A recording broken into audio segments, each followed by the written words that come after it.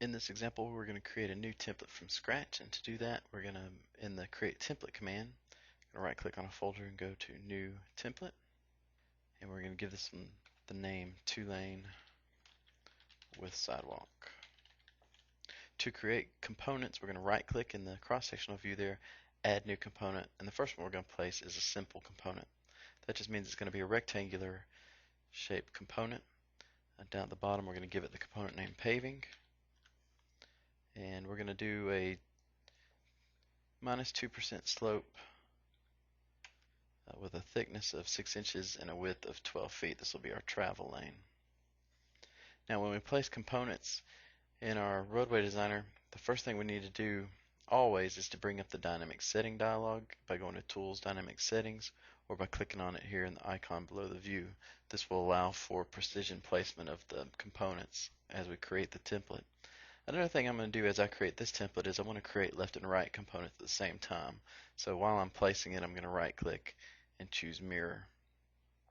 This first component is going to be placed at the 0, 0 coordinates. I'm going to change my key in here to XY. I'm going to do 0, 0. And it places both components at the same time. My next component is going to be a shoulder component, and to show the creation of that one, I'm just going to create a constrained component. I'm going to change the name to shoulder.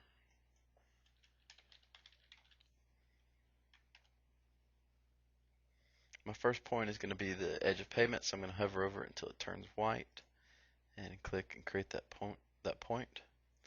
Change my key into horizontal distance and slope, and we're going to create a 4-foot shoulder, comma, at a -4%. And I'll hit enter on the key in. That point gets placed.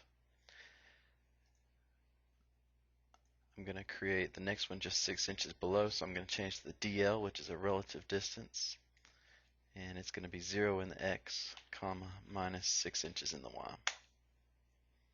And while we're creating this component, I'm going to right click and make that a closed shape as well, so it'll create my volumes for me. My next point, I don't need to key in. I can just go and hover over the existing bottom point and click to create the point.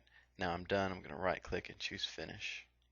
So I have my 2% travel lane and my 4% shoulder. For my curb and gutter component here, I already have that created in my library, and that's here in miscellaneous components. I'm going to do a single click on the 30-inch curb and gutter, grab it down in the view, and drag it into my template. And as I hover over the points, they turn white, and as I drop the component, it merges the common points and creates my curb and gutter.